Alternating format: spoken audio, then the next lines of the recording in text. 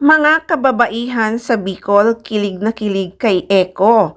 Meron pa ngang isang fans na kinantahan niya. Haharanahin daw niya. Di naman daw silosa si Janine. Tamang-tama, haranahin kita ngayong gabi. Hindi naman siloso si Janine, so okay lang yan. Totoo kaya yon? Hindi talaga silosa si Miss Janine Gutierrez? Lagi na lang binabanggit ni Eko si Miss Janine Gutierrez. At kahit nga si Eko, lagi na lang binabanggit sa asap natin to. Kilig na kilig naman si Janine ha. Biniro pa nga siya ni Robby na, kasi hindi ka na single. Naman, para sa lahat ng mga single, ito na yung mga date nyo. Ibig sabihin, hindi ka single? Kasi nga wala doon yung heartthrob na hinahanap niya. Kitang-kita mo talaga sa kanilang dalawa na sobrang in love sila sa isa't isa. Kahit nga hindi nakasama si Janine sa Bicol, ay pinaramdam talaga ni Eko kung gaano niya kamahal ang actress. Hindi talaga niya nakalimutang batiin si Janine Gutierrez ng Valentine's Day. Inaabangan din kasi ng mga fans ang magiging ganap ng Ekonin sa araw ng mga puso, pero nasa Bicol nga si Jericho Rosales. Sa bagay, nag-advance na rin sila ng celebration sa araw ng mga puso, pero inaabangan ngayon kung mag-out of country nga ang dalawa.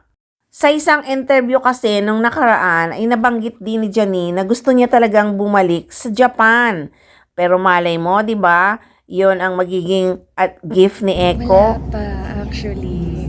Well, gusto sana mag-Japan ulit. Pero parang sabay kami halos magsa-start ng bagong project eh. So, di ko alam kung may time pa.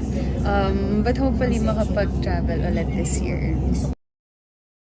Malay natin, hindi ba? Baka yun na naman ang gift ni Eko, ang mag-travel ulit sila sa Japan ni Janine.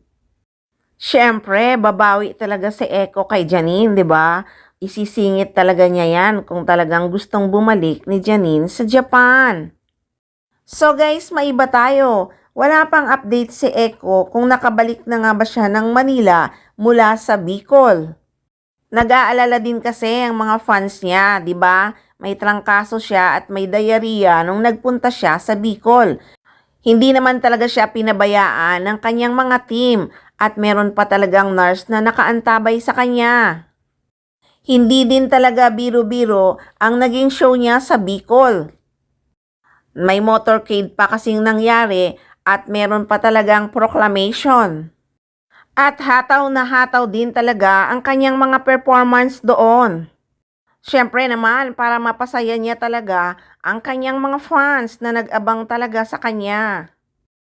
Kaya ngayon nag-aalala din ang mga fans kung okay na ba si Eko.